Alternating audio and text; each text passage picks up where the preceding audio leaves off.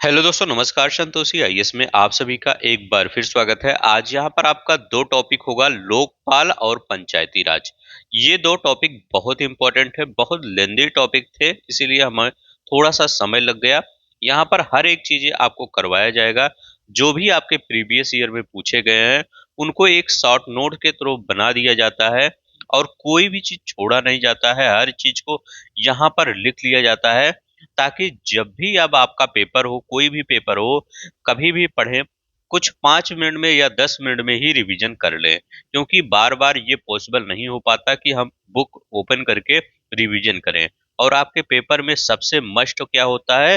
Revision होता है। हमेशा आप रिवीजन पर ज्यादा फोकस करिए, आपका स्कोर वैसे ही आगे बढ़ जाएगा। तो यहाँ पर जितने भी क्वेश्चन होंगे उनको एक अच्छे फॉर्म में लिखा गया है और मैं कोई चीज छोड़ता नहीं, इसीलिए थोड़ा सा जो मेरा ये नोट्स होता है, थोड़ा सा कह नहीं सकते कि एकदम शॉर्ट होता है।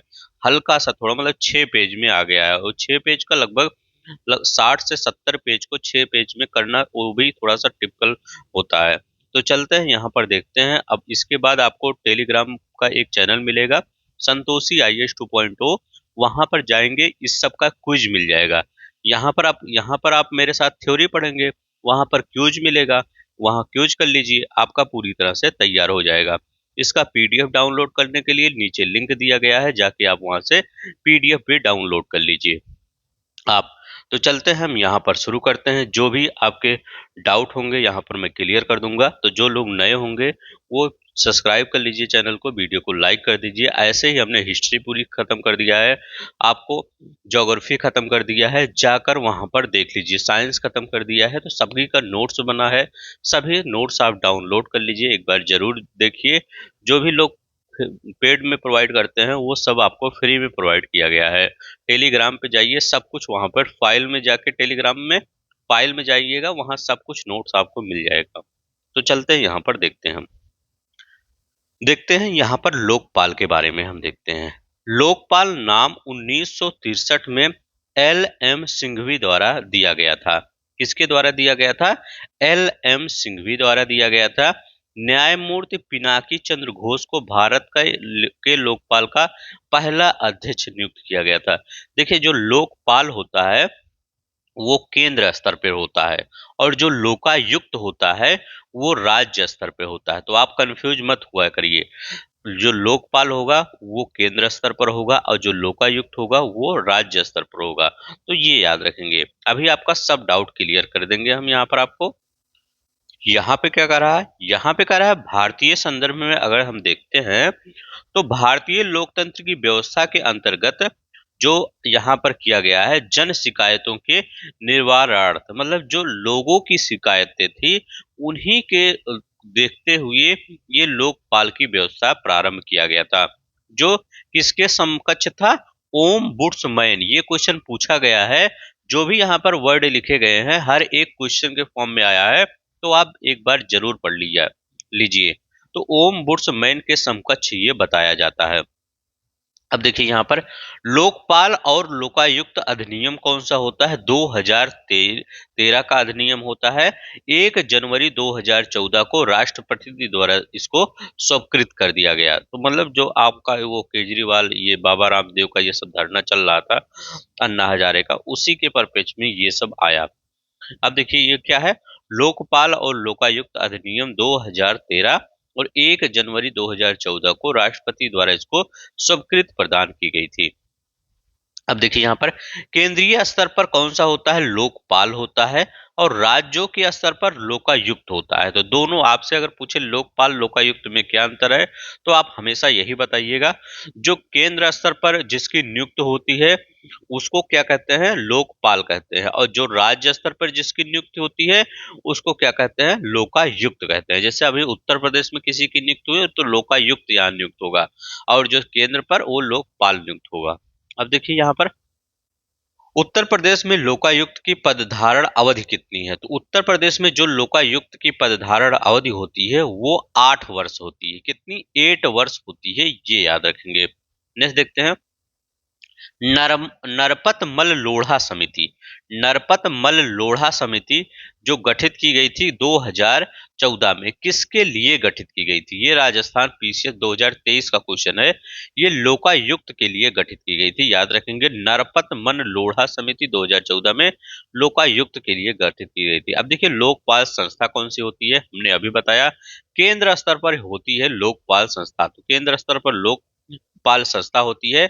अब वहां पर आपसे स्टेटमेंट में पूछ सकता है ये कौन सा निकाय है, तो ये गैर संवैधानिक दर्जे वाली एक वैधानिक निकाय है। तो उसको संवैधानिक निकाय, क्योंकि इसका आर्टिकल आप कहीं नहीं पाएंगे, याद रखेंगे इसका आर्टिकल आपको कहीं आपके बुक में नहीं मिलेगा, तो इसीलिए ये गैर संवैधानिक निकाय है। एक अध्यक्ष होता है, 8 से अधिक अनधिक सदस्यों का इसमें प्रावधान है। संस्था का जो गठन होता है वो मार्च 1919 में हुआ था। कब हुआ था? मार्च 1919 में संस्था का गठन हुआ था। अब देखिए यहाँ पर जो ये हम कह रहे हैं कि जो सदस्य होते हैं वो अध्यक्ष होते हैं, वो कौन कौन से होते हैं, तो यहाँ पर देखते हैं। वो जो अध्यक्ष होते हैं, जो सदस्य होते हैं, जैसे लोक पाल के अध्यक्ष और सदस्यों का चयन कैसे किया जाता है, उसमें जो सदस्य होता है वो लोकसभा का अध्यक्ष होता है। मतलब जैसे सदस्य टीम बनती है कि कौन सा लोकपाल होगा और कौन जिसके सदस्य होंगे, तो सदस्य उसमें कौन होंगे? लोकसभा का अध्यक्ष होता है। सदस्य कौन होंगे? लोकसभा में विपक्ष के नेता जो होते हैं वो होते हैं। तो कौन लोकसभा में विपक्ष, जिससे लोकसभा अध्यक्ष कौन?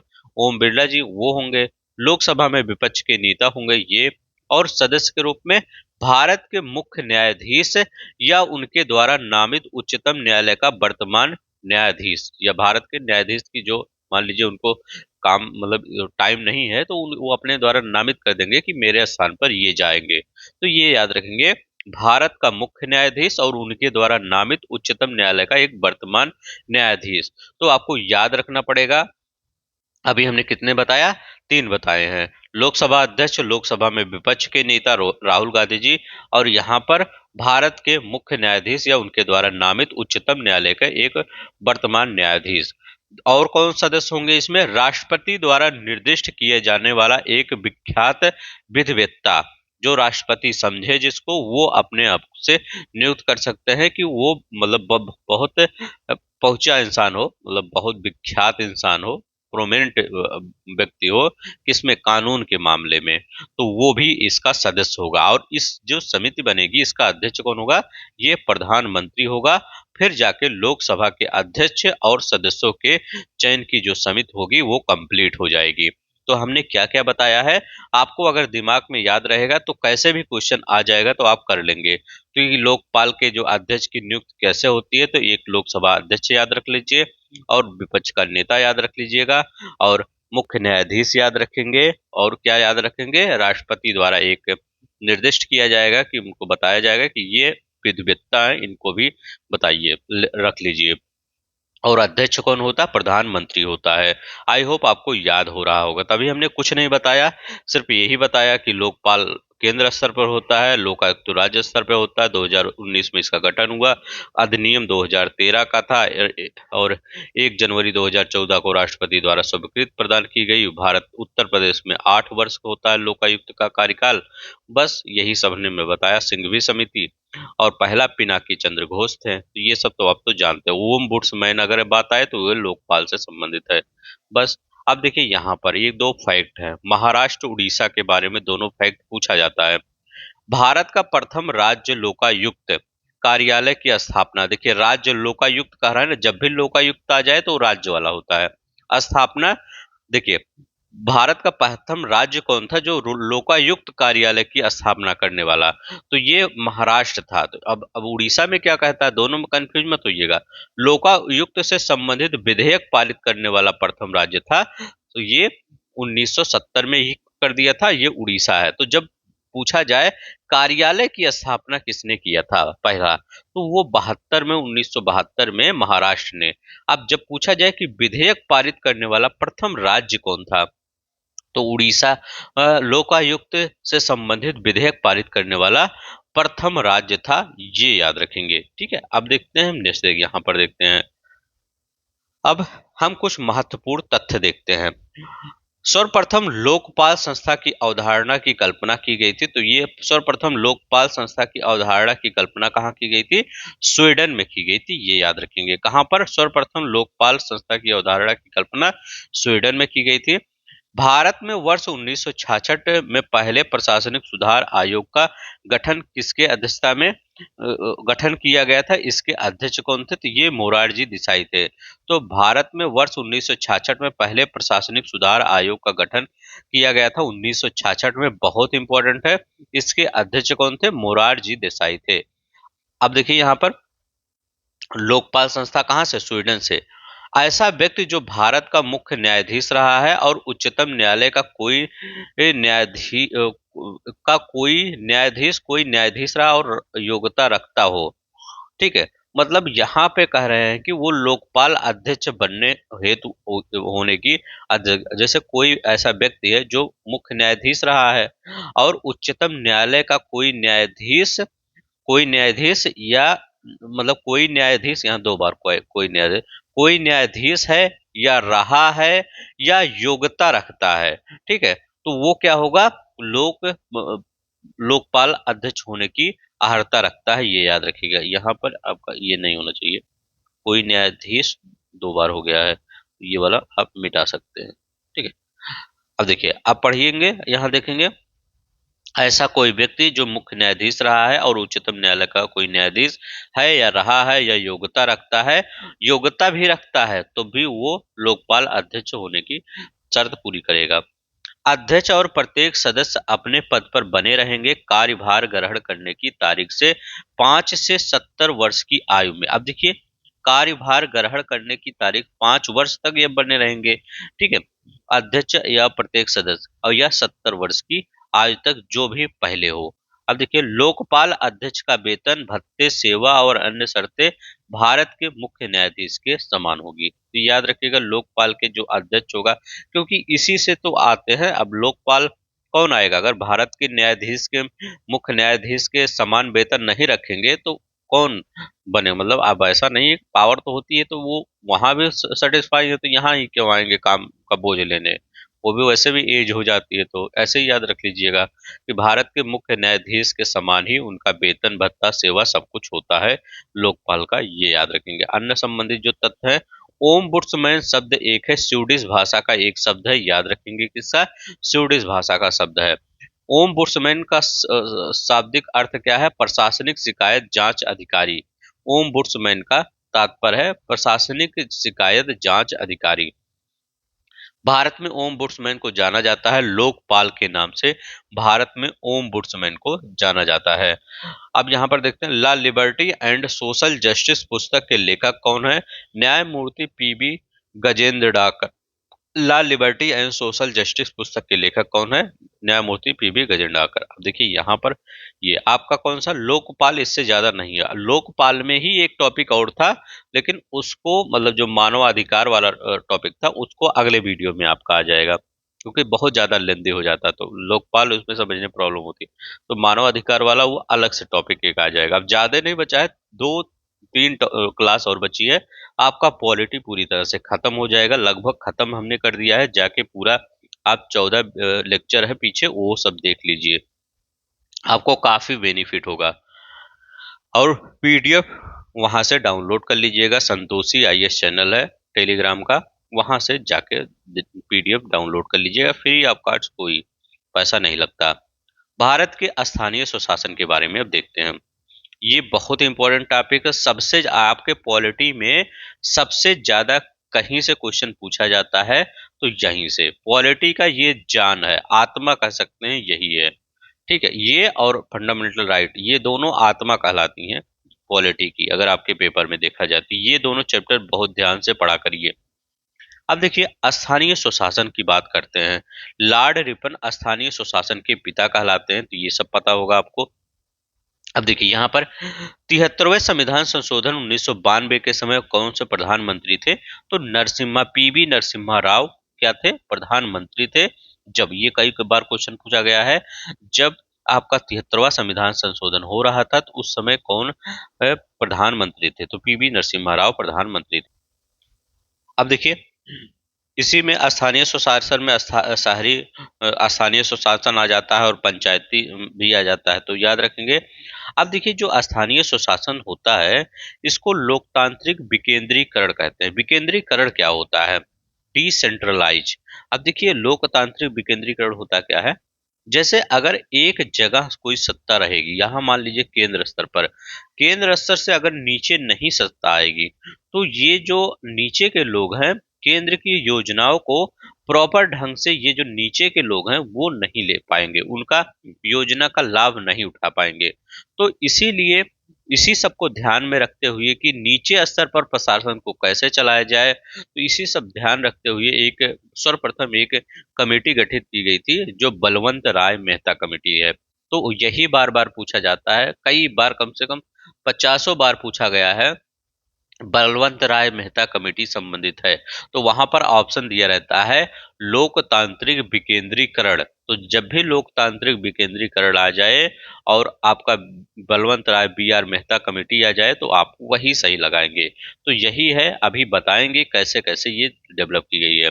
अब देखिए बलवंत राय मेहता समिति वर्ष 1957 में आई थी।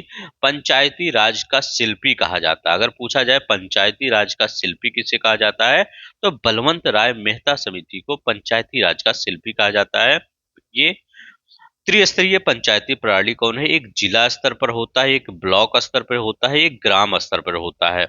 याद रखेंगे जो ब्लॉक स्तर पर होता है वो पंचायत समिति कहा जाता है। उत्तर प्रदेश में क्या कहा जाता है? पंचायत पंचायत समिति कहा जाता है, या क्षेत्र पंचायत, इसको क्षेत्र पंचायत भी कहा जाता है या पंचायत समिति कहा जाता है। इसे जिला डिस्ट्रिक्ट स्तर पर, स्तर पर होता है, और नीचे एकदम कौन होता है?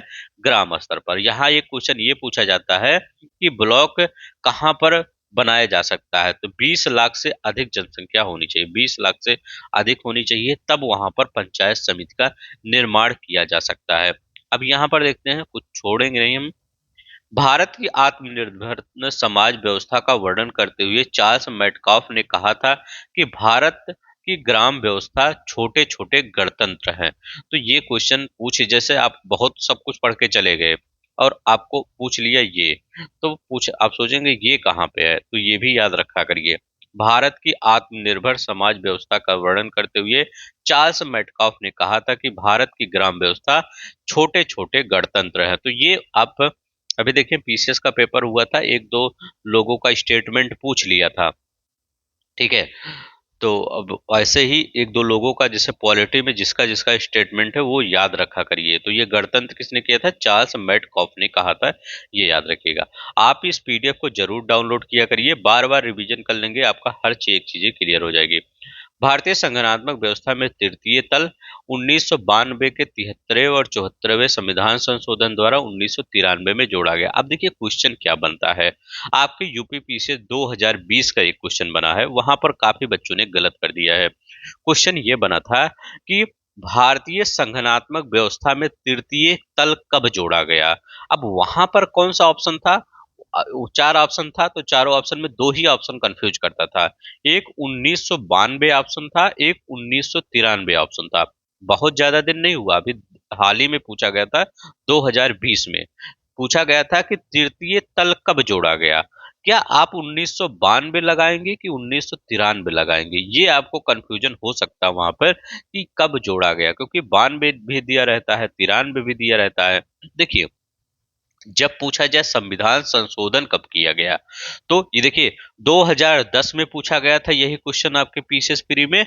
इसके 10 साल बाद ठीक फिर पूछा गया 2020 में, यही क्वेश्चन रिपीट करके पूछ लिया गया कि ये जो आपको जोड़ा गया है कब जोड़ा गया। तो ये कब जोड़ा गया है?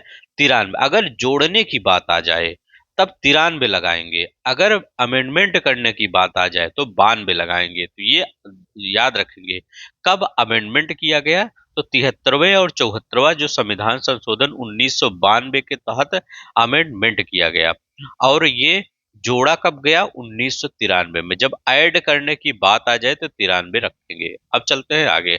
आई होप आपको ये क्लियर हो गया होगा, क्योंकि अगर आपको बहुत कुछ पढ़ लिए हैं और कॉन्सेप्ट नहीं क्लियर हो रहा तो वो भी प्रॉब्लम होगा कि उसका आंसर क्या लगाएं। अब देखिए पंचायती राज संस्थाओं को संवैधानिक दर्जा प्रदान करने वाले 73वें संविधान संशोधन अधिनियम की वैधानिक शुरुआत मूलतः 64वें संविधान संशोधन बिल विधेयक द्वारा हुई। इस बिल को प्रधानमंत्री राजीव गांधी ने मई 1989 में लोकसभा में प्रस्तुत किया था। अब देखिए ये क्या हुआ था। अब देखिए ये क्या हुआ था। ये जो संवैधानिक दर्जा देने की शुरुआत हुई है, ये 64वें संविधान संशोधन। ये क्वेश्चन कब पूछा गया था? एमपीपीसीएस में पूछा गया और बीपीएससी दोनों में भी पूछा गया है। बीपीएससी में 2020 में ही पूछा गया, अभी 4 साल पहले ही पूछ लिया गया था कि जो संवैधानिक पंचायती राज संस्थाओं को संवैधानिक दर्जा देने की शुरुआत कब हुई थी। तो शुरुआत कब हुई थी? ये 64 में हुआ। 64वां संविधान संशोधन यहीं से शुरुआत किया गया, लेकिन पास तो नहीं हो पाया है, लेकिन शुरुआत तो कर दिया गया। तो शुरुआत कहां से कर दिया गया? 64वें संविधान संशोधन द्वारा बिल पारित किया गया। प्रधानमंत्री उस समय कौन थे? राजीव गांधी थे 1989 में लोकसभा में, बट प्रस्तुत नहीं हो पाया था। याद रखेंगे, प्रस्तुत नहीं हो पाया था, इसीलिए क्या किया गया, इसको रद्द कर दिया गया। ठीक है, अब मतलब अधिनियम नहीं बन पाया, जैसे 1992 में बन गया। चलते हैं, अब देखते हैं। तो यहाँ पर सिर्फ एक चीज रखिएगा, शुरुआत कब हुई थी, श्री गणेशाय कब हुआ था? तो 64वें संविधान संशोधन। लेकिन श्री गणेशाय का पूर्ण रूप कब कब हुआ था? 73वें और 74वें में हुआ था। तो ये याद रखेंगे। अब यहाँ पर देखते हैं, ये हो गया। अब देखिए कुछ महत्वपूर्ण फैक्ट देखते हैं। महत्वपूर्ण फैक्ट में क्या करा है? पंचायती राज प्रणाली को संवैधानिक दर्जा मिला था 73वें संविधान संशोधन 1992 द्वारा। अब देखिए संवैधानिक दर्जा कब मिला? 92 के द्वारा। ये इंपॉर्टेंट है। किसको? पंचायती राज प्रणाली को संवैधानिक दर्जा 73वें। पंचायती राज में महिलाओं को 1/3 आरक्षण का प्रावधान 243 डी, अभी मैं सभी आर्टिकल आपको याद करवा दूंगा, डी के तहत। तो 243 डी जो कहता है, वो क्या कहता है? महिलाओं को आरक्षण कहता है, रिजर्वेशन कहता है कि उनको रिजर्वेशन दिया जाए। तो 248 डी कहता है। ठीक है, यहाँ पे क्या कहता है? पंचायती राज व्यवस्था का प्रभाव आया 24 अप्रैल 1993, इसीलिए पंचायती राज दिवस मनाया जाता है 24 अप्रैल को। तो याद रखिएगा 24 अप्रैल 1993 में ये प्रभाव में आ गया, हर जगह लागू करने गए। पंचायती राज व्यवस्था से संबंधित अनुच्छेद अनुच्छेद 243 से 243 ओ तक है। तो 243 ओ तक है, ये कई बार पूछा गया है क्वेश्चन कि इसका आर्टिकल कहाँ से कहाँ तक है। तो ओ तक जाएंगे आप। 2 अक्टूबर 1959 को पंडित जवाहरलाल नेहरू द्वारा पंचायती राज व्यवस्था का उद्घाटन कहाँ किया गया? नागौर राजस्थान से किया गया। कहाँ पर? 2 अक्टूबर 1959 को पंडित जवाहरलाल नेहरू द्वारा पंचायती राज का, ये नागौर राजस्थान से, तो पता ही होगा आपको। अब यहाँ पर देखते हैं अन्य समितियां। देखें बहुत सी समितियां हैं, जैसे बलवंत राय मेहता के अलावा भी बहुत सी समितियां बनी हैं जो पंचायती राज व्यवस्था के लिए अग्रणी मानी जाती हैं। जैसे अशोक मेहता समिति 1977 में बना था, अशोक मेहता समिति। जी के राव समिति कब बना था? ये 1985 में बना था। तो ये सन याद रखेंगे कि ये कब बना था। जीबी के राव समिति 1985 में बना था। एल एम सिंघवी समिति 1986 में बना था। और थुंगन समिति कब बना था? 1988 में। याद रखिएगा पहली बार संवैधानिक दर्जा देने की बात किसने किया था? एल एम सिंघवी समिति ने किया था। इसके बाद थुंगन समिति ने भी किया था बाद में। इन्हीं के बातों को आगे बढ़ाया था 1988 में थुंगन समिति ने। तो आपसे अभी कभी पूछा जाए कि अगर यहाँ पर सिंघवी समिति नहीं है ऑप्शन में, तो थुंगन समिति लगा दीजिएगा कि पहली बार संवैधानिक दर्जा देने की बात किसने किया था। अगर ऑप्शन में तो सिंघवी नहीं है तो थुंगन लगा सकते हैं। तो 1988 में थुंगन समिति आई थी। तो ये याद रखेंगे, बहुत इंपॉर्टेंट है। याद रखने का तरीका याद रखिएगा, जैसे जी बी के राव समिति, तो यहाँ पर जी है तो यहाँ 5 लगा दीजिए, 5G। तो यहाँ लास्ट में 1985 है ना, तो 5G 85 है ना, तो 5G, अभी 5G चलाते हैं, ऐसे याद रखिएगा। जी बी के राव समिति 5G, यहाँ जी है ना, तो यहाँ 5G, तो ये 1985, ऐसे याद रख लीजिएगा। और देखिए सिंघवी 6 से याद रहा ना, 6, तो यहाँ 6 से याद रखिए। थोड़ा थोड़ा अगर कॉन्सेप्ट बना, ज्यादा कुछ मत याद रखिए। सिंघवी या सिक्स आ रहा है ना, तो 1986 सिक्स यहाँ भी लास्ट में आ रहा है, तो ऐसे ये अशोक मेहता 1977 तो याद ही रहता है। थुंगन समिति याद रखिएगा 88 में, थुंगन समिति 86 से 2 साल बाद 88 में ये बन गया था। अब देखिए यहाँ पर पंचायती राज समिति, अब यहाँ तो आपका डेट तो पूछ लिया जाता है, इसी डेट से ये पूछा जाता है कि कौन क्या रखा था। अब यहाँ पर लिखा गया है पंचायती अशोक मेहता समिति ने क्या कहा था, तो अशोक मेहता समिति ने कहा था, यहाँ पर हमको ये तीर लगाना चाहिए, ये है आपका, ये ये ये है इसका, ये जीबी के दिया था अशोक मेहता समिति ने। एक मिनट, हाँ चलिए यहाँ पर ये वाला यही वाला रहेगा, ठीक है। अब देखिए यहाँ पर देखते हैं, करें द्विस्तरीय पंचायती राज की स्थापना का सुझाव दिया था, तो अशोक मेहता ने द्विस्तरीय पंचायती राज सुविधा का विचार दिया था। कितना द्विस्तरीय, तो याद रखेंगे द्विस्तरीय पंचायती राज की स्थापना का सुझाव किसने दिया था, अशोक मेहता समिति ने दिया था। कमजोर पंचायती राज व्यवस्था को बिना जड़ की घास कहा था, जीबी के राव समिति ने कहा था। कमजोर जो पंचायती राज व्यवस्था है, बिना जड़ की घास किसने कहा था, जीबी के राव समिति ने कहा था। समानता पंचायतों का कार्यकाल होता है 5 वर्ष होता है। ग्राम पंचायत का गठन आर्टिकल 40 के थ्रू किया जाता है, तो ग्राम पंचायत का गठन तो आर्टिकल 40 के, ये तो पता ही होगा आपको। अब देखिए यहाँ पर गठन, ग्राम पंचायत प्रत्यक्ष रूप से चुने ये प्रतिनिधियों से, मतलब प्रत्यक्ष रूप से जो चुनाव में चुने जाते हैं उनसे दिया जाता है। जो पंचायत समिति होती है अप्रत्यक्ष रूप से, और जिला परिषद जो होता है वो भी क्या, मतलब ये पंचायत समिति ही ये जिला परिषद वो याद रखें जिला परिषद, तो ये जिला परिषद क्या होता है, ये भी अप्रत्यक्ष रूप से। तो तीनों घटक में जो दोनों होते हैं लास्ट के ऊपर के, वो अप्रत्यक्ष रूप से होता है। लेकिन ग्राम पंचायत का चुनाव क्या होता है, जो मुखिया चुना जाता है वो प्रत्यक्ष रूप से, जैसे प्रधानमंत्री का चुनाव होता है वैसे मुखिया का चुनाव होता है। गांव में देखेंगे मुखिया का चुनाव होता है, जो कि प्रत्यक्ष रूप से जनता के द्वारा जनता जाती है डालने वोट, ठीक है। अब यहाँ पर देखिए पंचायती राज संस्थाओं को 29 कार्यों की सूची कहाँ पर दिया गया है, 243 जी में। तो 243 जी जो कहता है, इसमें पंचायती राज व्यवस्था को 29 कार्य दिए गए हैं। दो चीजें हैं, जो ग्राम स्तर पर ग्राम से रिलेटेड यहाँ पर 29, और शहरी से रिलेटेड 18 वर्ग काम दिए गए हैं। तो मतलब 18 पे शहर वाले अपना कानून बना सकते हैं, 29 पे ग्राम के लोग अपना कानून बना सकते हैं, ये याद रखेंगे। यहाँ पर देखते हैं शहरी स्थानीय स्वशासन की बात करते हैं। अगर शहरी स्थानीय स्वशासन की बात करते हैं, संवैधानिक दर्जा इसको भाग 9 ए जोड़ा गया, तो वहां पर जो ग्रामीण वाला था तो उसमें 9 जोड़ा गया था, भाग 9 जोड़ा गया था, इसी में एक ए और बढ़ा दिया गया, तो 9 ए जोड़ दिया गया। इसमें 18 विषय कुल हैं। 12वीं अनुसूची जोड़ी गई, कौन सी अनुसूची जोड़ी गई, 12वीं अनुसूची जोड़ी गई। और उसमें कौन सी अनुसूची जोड़ी गई थी, 11वीं अनुसूची तो जोड़ी गई। तो याद रखेंगे वहां पर 11वीं अनुसूची जोड़ी गई, यहाँ पर 12वीं अनुसूची जोड़ी गई। और कौन सा, 74वां, वो 73वां संशोधन था, यह 74वां संविधान संशोधन द्वारा शहरी स्थानीय सरकार से संबंधित है, जिन्हें नगर पालिका कहा जाता है। नगर पालिका में नगर निगम भी आता है, नगर पालिका परिषद भी आता है, और नगर पंचायत भी आता है। तो नगर पालिका सबसे ऊपर होता है, यहाँ नगर पालिका लिखेंगे तो ये तीनों इसी में आते हैं, नगर निगम, नगर पालिका परिषद और नगर पंचायत आते हैं। अभी यहाँ पर देखते हैं ये कुछ फैक्ट। अब अगर हम देखते हैं पंचायती राज में त्रिस्तरीय प्रणाली में ग्राम पंचायत में जो होता है वो मुखिया मेन होता है। क्षेत्र पंचायत जो होता है, अच्छा वही वाला, क्षेत्र पंचायत में पंचायत समिति विशेष उद्देश्य के लिए गठित की जाती है। जिला पंचायत तीनों स्तर पर होती है, इसका क्षेत्र राज्य क्षेत्र द्वारा निर्धारित किया जाता है, और खंड और जिला पंचायत की सीमा में परिवर्तन की सूचना राज्यपाल द्वारा दिया जाता है। तो ये जानते हैं, ये आपका पिछले का ही है। इसमें कहा क्या जा रहा है कि जो खंड और जिला पंचायत की सीमा, जैसे आप क्या होते हैं ब्लॉक स्तर पर किसी का सीमा कहाँ तक, कौन से गांव इस ब्लॉक में आएंगे, कौन से कितने गांव इस ब्लॉक में आएंगे, तो उसकी सूचना, जो सीमा परिवर्तन की सूचना राज्यपाल द्वारा जारी करता है, किया जाता है। किसके द्वारा, राज्यपाल द्वारा जारी किया जाता है, ये याद रखेंगे।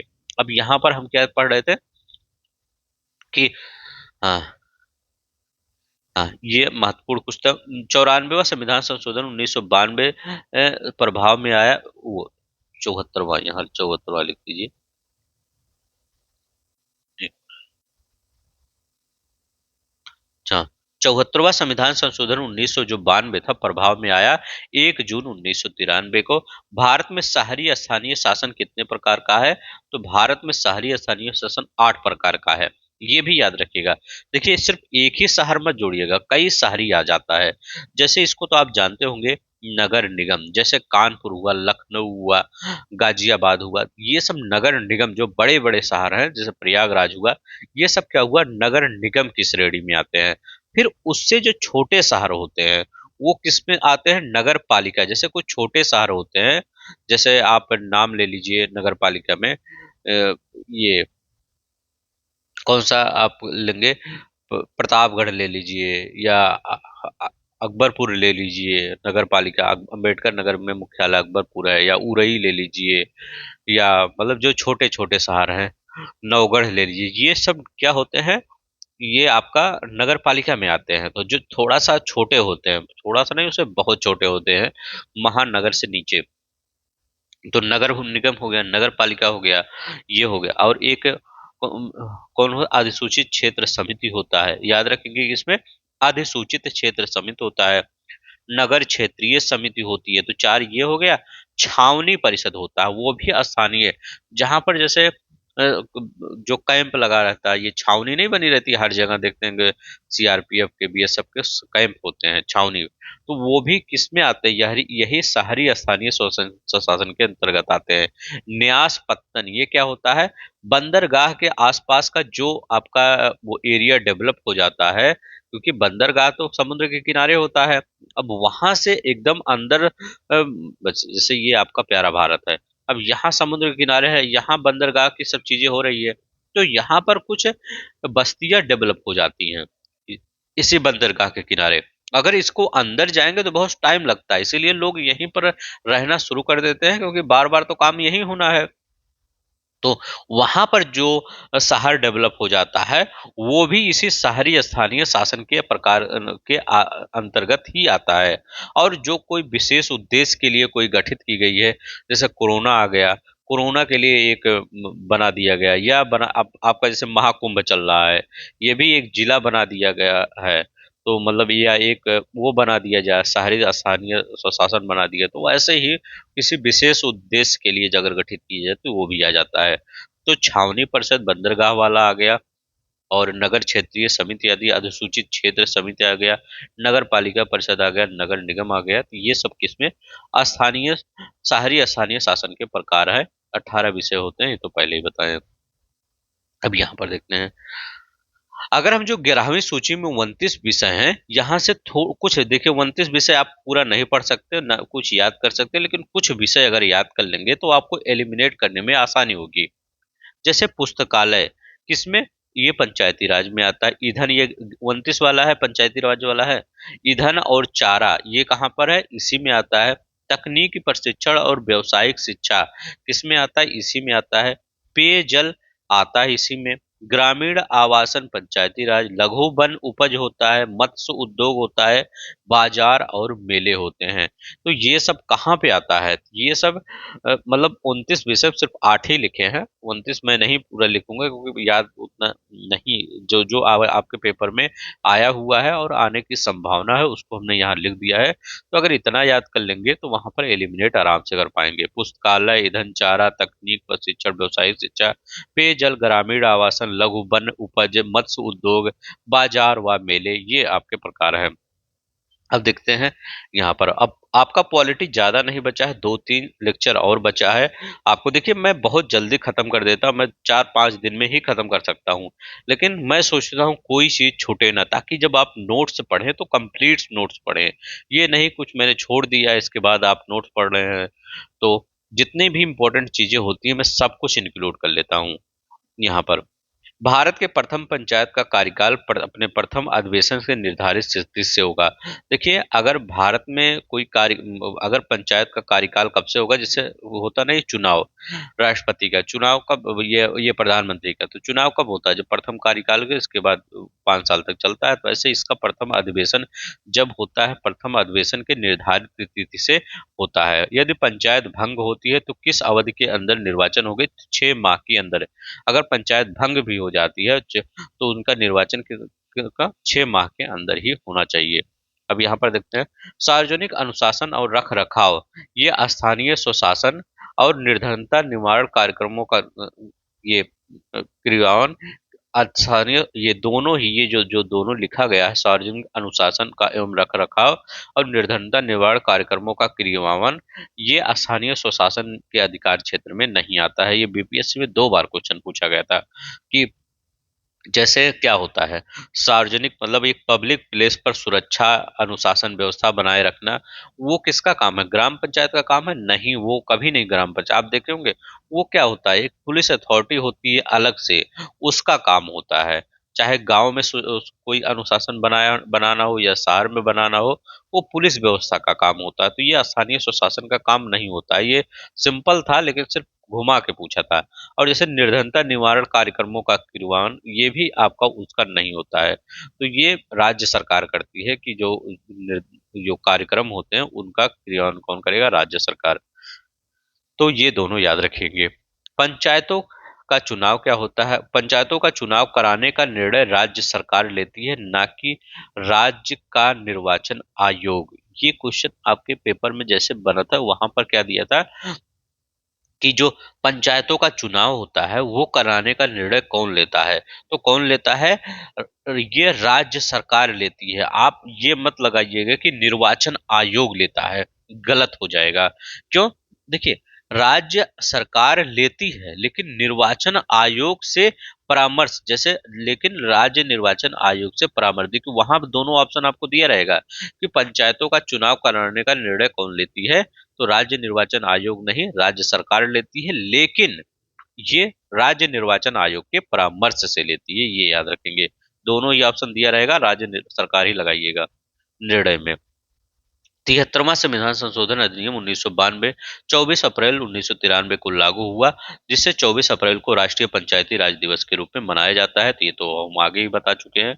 अब यहाँ पर देखते हैं, यहाँ पर देखते हैं क्या है, वर्तमान में स्थानीय निकायों में महिलाओं का आरक्षण 50% कर दिया गया है।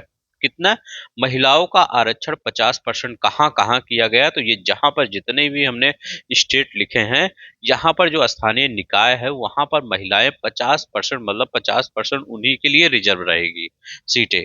तो कौन कौन सा है, ये एक हरियाणा है, राजस्थान है, गुजरात है, महाराष्ट्र है, कर्नाटक है। एकदम सीधे तरह से चले आइए, एक भी न छोड़िए। हरियाणा, राजस्थान, गुजरात, महाराष्ट्र, कर्नाटक, केरल, नीचे तक एकदम चले आइए, ठीक है, कुछ मत छोड़िए ऐसे। अब इधर भी आएंगे, इधर अगर आगना होगा आपका, वेस्ट बंगाल भी है, उड़ीसा भी है, आंध्र प्रदेश भी है, तमिलनाडु भी है, ठीक है, और तेलंगाना भी लेके आइएगा, और यहाँ पर छत्तीसगढ़ भी लेके आइएगा, मध्य प्रदेश भी लेके आइएगा, झारखंड भी ये लेकर आइएगा, त्रिपुरा। तो यहाँ पर पूरा एक ही साथ हो गया। ऊपर कौन से आएगा, हिमाचल प्रदेश, उत्तराखंड, ऊपर भी ऐसे सीधे चले जाइए और सिक्किम तक जाएंगे। कौन सा, ये सिक्किम हुआ, यहाँ बिहार भी ले लेंगे, झारखंड भी तो लेंगे लेंगे ही इधर वाले में, ठीक है। तो ऐसे ही याद कर लीजिए। अब ऐसे इधर उधर ऐसे याद करिएगा कि अगर हम ये पश्चिम की साइड में देखेंगे तो हरियाणा से चलकर केरला तक जाइएगा। कहाँ से, हरियाणा, पंजाब से न चलिएगा, हरियाणा से लेकर केरला तक चलिएगा। हरियाणा, राजस्थान, गुजरात फिर आ जाएगा, उसके नीचे महाराष्ट्र आ जाएगा, उसके नीचे कर्नाटक आ जाएगा, उसके नीचे केरल आ जाएगा। तो इधर तो चल दिए। अब इधर अगर चलना हुआ, जो भी स्टेट है सभी ले लीजिए। कहाँ से स्टार्ट करेंगे, त्रिपुरा से ही स्टार्ट कर लीजिए, त्रिपुरा याद रख लेंगे, बिहार याद रखेंगे, बिहार तो पहले ही सबसे पहले लागू किया था। अब बिहार याद रखेंगे, और किसका, झारखंड याद रखेंगे, छत्तीसगढ़ याद रखेंगे, फिर उड़ीसा में आ जाएंगे। यहाँ पे कहाँ पे, उड़ीसा में आ जाएंगे, छत्तीसगढ़, उड़ीसा, फिर तेलंगाना में आ जाएंगे, मध्य प्रदेश भी ले लेंगे यहाँ पे। यहाँ तो कोई मत छोड़िए, और आंध्र प्रदेश ले लेंगे, आंध्र प्रदेश के बाद तमिलनाडु ले लेंगे। तो ये सब पूरा याद रख लीजिएगा। और यहाँ उत्तर पूर्व में ये असम को ले लेंगे, ठीक है। तो यहाँ सिक्किम असम ये दोनों इधर वाला होंगे, ऊपर वाले हिमाचल प्रदेश उत्तराखंड सिक्किम। आज तक आपको याद ही हो गया होगा। अब ऐसे याद किया करिए, माइंड में बैठा लीजिए किधर कौन सा लेना है, याद हो जाएगा। क्योंकि कई बार पूछ लिया गया है कि कहाँ कहाँ है 50%, कहाँ कहाँ नहीं है। भारतीय संसद द्वारा panchayat extension to schedule areas कानून 1996 में पारित किया गया।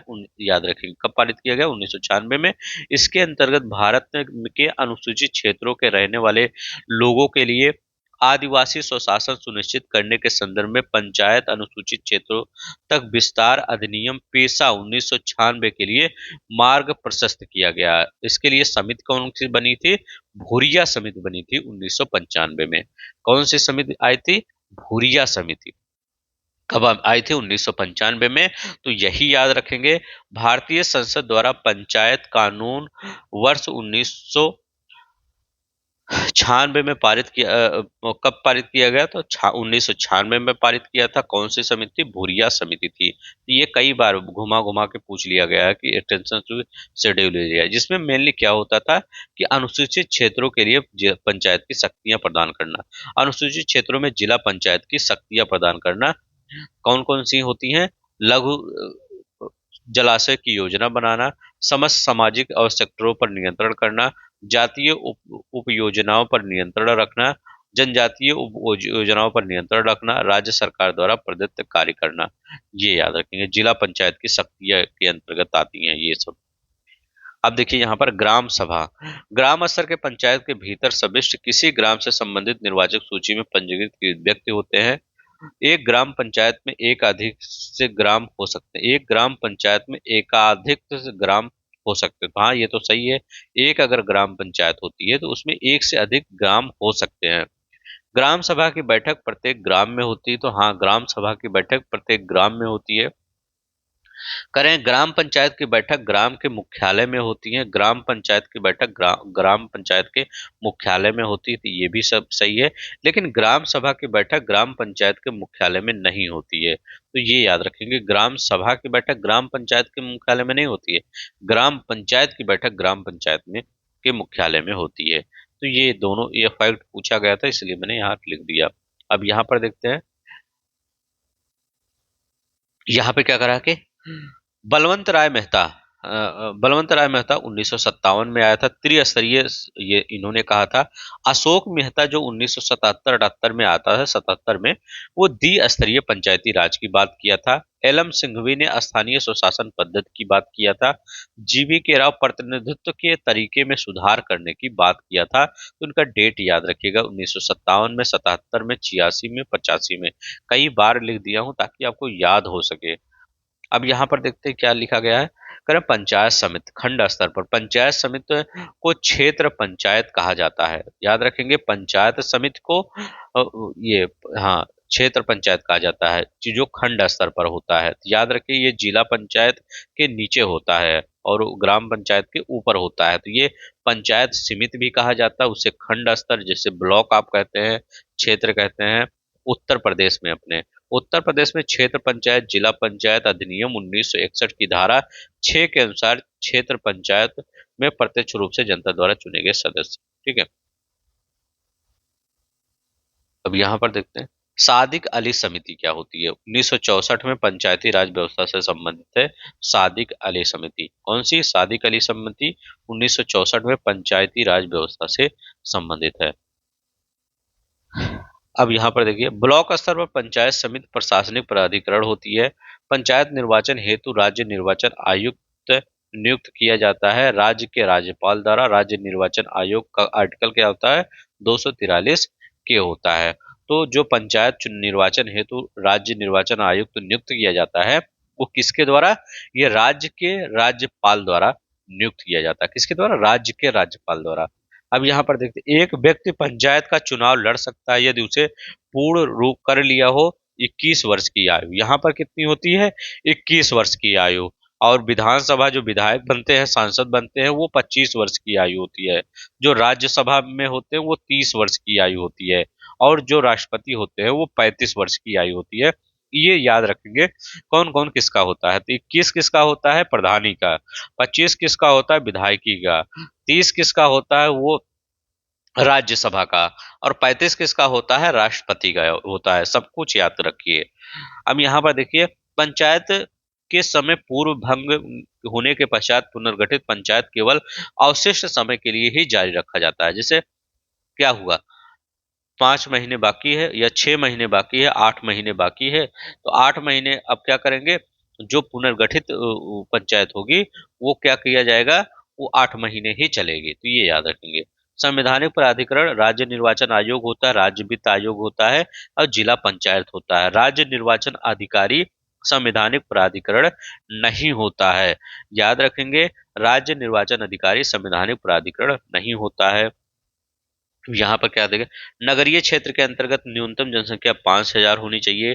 कार्यशील पुरुषों की 75% गैर कृषि कार्यों में होना चाहिए। जनसंख्या घनत्व तो कम से कम 400 प्रति व्यक्ति। अगर कोई नगर में लाना हुआ तो ऐसा नहीं कि हर चीज नगर में, उसके लिए भी क्राइटेरिया होती है, कौन सा नगर में आएगा कौन सा नगर में नहीं आएगा। तो न्यूनतम जनसंख्या 5,000 होनी चाहिए। कार्यशील पुरुषों की न्यूनतम 75% गैर कृषि कार्यों में संलग्न हो। जनसंख्या घनत्व तो कम से कम 400 प्रति व्यक्ति वर्ग किलोमीटर हो। अब यहाँ पर देखते हैं, नगर पालिका की सीमा क्षेत्र अधिसूचित करने के लिए संबंधित राज्य का राज्यपाल सक्षम होता है। किसका, नगर पालिका की जो सीमा क्षेत्र है उसको किसको अगर बताना हो कि कहाँ कहाँ तक इसका सीमा क्षेत्र लगेगा, तो राज्यपाल ही सक्षम करता है। महात्मा गांधी राष्ट्रीय ग्रामीण रोजगार गारंटी योजना बनाने और संपादन करने की क्रिया की जिम्मेदारी किसकी होती है, ग्राम पंचायत की होती है। राष्ट्रीय ग्रामीण रोजगार गारंटी नरेगा जो आता है, अगस्त 2005 में आता है संसद द्वारा पारित अधिनियम के अंतर्गत।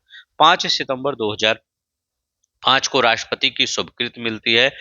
2 फरवरी 2006 को लागू कर दिया जाता है। आंध्र प्रदेश के अनंतपुर जिले से प्रारंभ कर दिया जाता है, और 2 अक्टूबर 2009 से इसका नाम मनरेगा कर दिया। पहले नरेगा था, फिर 2 अक्टूबर 2009 से इसका नाम मनरेगा कर दिया गया है। ये याद रखिएगा, 3 वर्ड याद रखेंगे। कब लागू किया गया था, तो ये अधिनियम कब कौन सा है, ये 2005 का अगस्त, ये 5 का अधिनियम है। कब लागू किया है, 2006 में। और कब, 2009 में ये मनरेगा कर दिया, 2 अक्टूबर को। 2 फरवरी, 2 अक्टूबर, 5 सितंबर, अगस्त, ये याद रखिएगा। मनरेगा बार बार पूछ लिया जाता है। आर्टिकल 243 जड जी क्या कहता है। अब देखिए, ये जिला योजना समिति के बारे में बात करता है। आर्टिकल 243 जड जी किसके बारे में बात करता है, जिला योजना समिति के बारे में बात करता है। आर्टिकल 243 जड जी, जिला योजना समिति में सम्मिलित होते हैं नगर पंचायत सम्मिलित होता है, और ग्राम पंचायत सम्मिलित होता है, क्षेत्र पंचायत सम्मिलित होता है। तो जिला योजना समिति में कौन सा सम्मिलित होता है, नगर पंचायत, ग्राम पंचायत और क्षेत्र पंचायत सम्मिलित होता है। ये कई बार क्वेश्चन पूछा गया है, तो ये याद रखिएगा। नगर पंचायत, ग्राम पंचायत और क्षेत्र पंचायत जिला योजना समिति में शामिल होता है। अब देखिए, महत्वपूर्ण अनुच्छेद याद रखिएगा, कई बार यहीं से क्वेश्चन पूछा जाता है। 243 क्या कहता है, ये परिभाषा सिर्फ देता है, क्या देता है, परिभाषा, डिफिनीशन देता है पंचायतों से रिलेटेड, स्थानीय स्वशासन से रिलेटेड।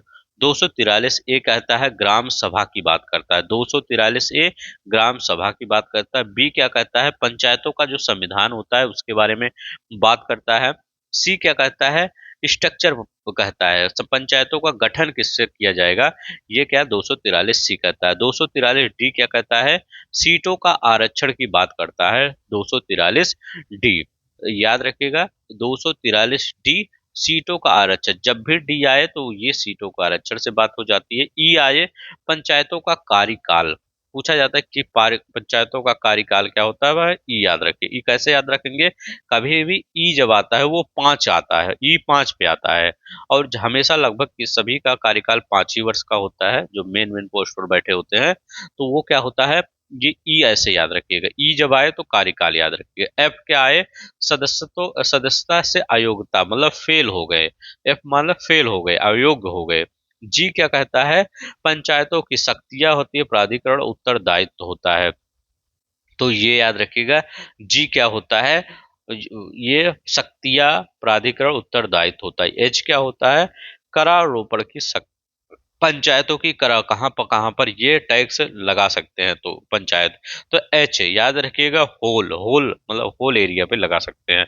आई क्या होता है, वित्तीय स्थिति से। आई इनकम याद रख लीजिए, इनकम वित्तीय स्थिति से। के क्या होता है, ये पंचायतों का चुनाव होता है। तो यहाँ पर कौन कौन सा चीजें ज्यादा इंपॉर्टेंट है, एक के याद रख लीजिएगा, आई याद रखिएगा, एफ याद रखिएगा, डी याद रखिएगा और सी याद रखेंगे। ये बहुत इंपॉर्टेंट है। ठीक है, इन सबको तो जरूर याद रखिएगा। आई आर, ये आई है और ये आपका पंचायतों का चुनाव, सॉरी पंचायतों का चुनाव होता है के, ये है के। तो पंचायतों का चुनाव कौन सा होता है, पंचायतों का चुनाव के से होता है। आई के।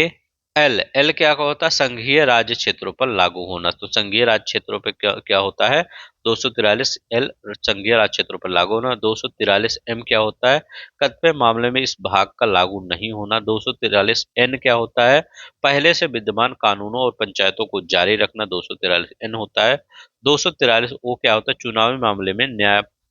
चुनावी मामलों में न्यायालय के हस्तक्षेप पर रोक लगाता है। ओ, ये भी इंपॉर्टेंट है, यहाँ पर सिर्फ ये याद रख लीजिए। 200, अगर सब कुछ याद करना कर लीजिए ना, कि 243 ओ याद रख लीजिएगा। यहाँ पर पंचायतों का चुनाव के याद रखिएगा और आई याद रखिएगा, ये वाला वित्तीय से संबंधित है, करारोपण की यच से। बस इतना ही आज के आपका था यहाँ पर। तो आपको बस दो से तीन लेक्चर और बचे होंगे। मैं कुछ सबको कुछ कोई चीज नहीं छोड़ूंगा, सब कुछ करवा दूंगा। थोड़ा सा लेट भले होगा लेकिन सब कुछ करवा दूंगा। आपको एनसीईआरटी पढ़ाई जा रही है, जाके एनसीईआरटी पढ़ लीजिए, बहुत इंपॉर्टेंट है एनसीईआरटी। एक बार एनसीईआरटी और घटना चक्र ये तैयार कर लीजिए, आपका पेपर हर हर एक पेपर निकल जाएगा। ठीक है, सिर्फ एनसीईआरटी पर जरूर फोकस करिए। मैं कहा हूँ, सिर्फ आप जनवरी अपना एनसीईआरटी पर दे दीजिए, आपकी प्रिपरेशन नेक्स्ट लेवल हो जाएगी। कोई बुक मत ओपन करिए, सिर्फ एनसीईआरटी पढ़िए जनवरी में, बहुत ही कॉन्फिडेंस आ जाएगा आपके पढ़ाई में। तो आज के लिए बस इतना ही। अगर आपको पसंद आ रहा होगा तो प्लीज लाइक कर दीजिएगा, शेयर कर दीजिएगा, सब्सक्राइब कर दीजिएगा। जय हिंद, जय भारत।